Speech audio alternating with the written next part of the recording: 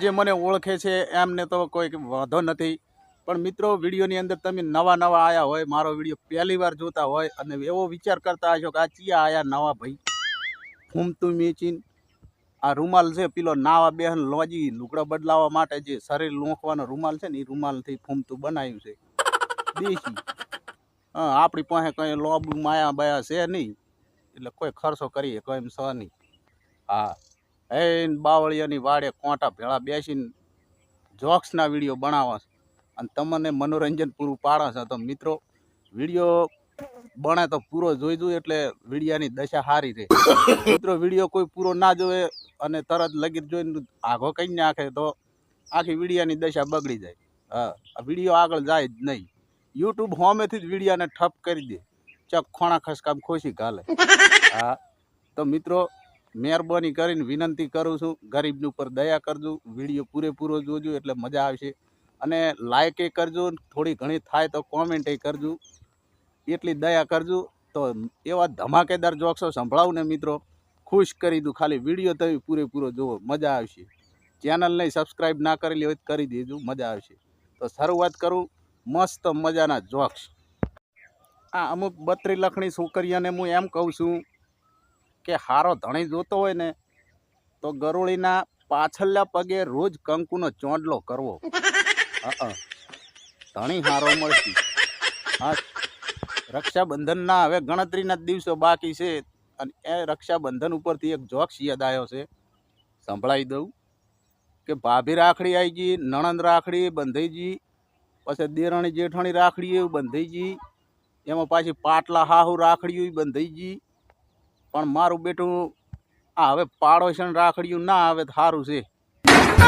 મને એ વાતની ચિંતા થાય. બોલો ન કે કેટલા ભાઈઓ બચારાનું બધું વિખરાઈ જાય એમ. સમજી પત્નીઓ સામે મહિલાઓ સામે ગરમી કરવા જો ને મજા ના આવે હો. હા, પોંકવા જ ના દે ને એમનું બધા સાંભળે. એમને કોઈ એવો રાજા કે એવો બાદશાહ મળ્યો જ નહીં. માત્ર ને માત્ર ખાલી બાદશાહ મસાલોમાં જ મળ્યો છે. મસાલો જ બાદશાહ તરીકે એમને મળ્યો, બાકી બીજું કોઈ મળ્યું નહીં. કોઈ બાદશાહ એમની જોડે થઈ ના શકે. હા, આનું સાંભળે નહીં આપણું કોઈ. હા, શું એટલે મહિલાઓ જોડે જાજી કોઈ દિવસ માથાકૂટ કરવી જ નહીં. આપણા રસ્તે આપણા કામ ઉપર. હોવે અમારે પાડોશમાં હમણાં એક બેનને સુડવેલ વળગી. એક મારા મિત્રની જ પત્ની હતી, બહુ એને ધમકાવતી ને આમ રોજ કચકચ ઘણી કરતી ને એક દિવસ ચૂડવેલ વળજી. એટલે મેં કીધું મારા મિત્રને, કલ્યા તારી પત્નીને ચૂડવેલ વળજી હો, કંઈક કર. એટલે ભડનો દીકરો મને કે એ બે બુના વસે આપણે કોઈ મગજમારી નહીં કરવાની, એમાં આગળ કરવી જ નહીં. બે બુનું સો મજા કરે. આવો બોલો. એક ભાઈ બિચારો ઘરેથી નોકરી જવા માટે નીકળ્યો, એટલે એને પત્ની બોલી કે સાંભળો છો, ભગવાનને પગે લાગીને જ નીકળો એટલે બધા કામ હારાવાના થાય. એટલે એ ભાઈ કે એવું કાંઈ હોતું નહીં, લગ્ન કરવા જતો હતો ને જોઈન લઈને, તાર ભગવાનને પગે લાગીને જ ગયો હતો, અત્યારે સુધી પસ્તાવું છું. ના તો બોલ. અમુક લોકો એવું જ્ઞાન આપતા હોય છે કે પાણી હંમેશા બેસીને જ પીવું અને દૂધ ઊભો પીવું. પણ એ વાતની મને હજુ ખબર નહીં પડતી. આ ચામાં તો પાણી એ હોય ને દૂધે હોય, એને કેવી રીતે પીવાનું? ગળતા પીવાનું કે હોજે પીવાની? નહીં પડતી.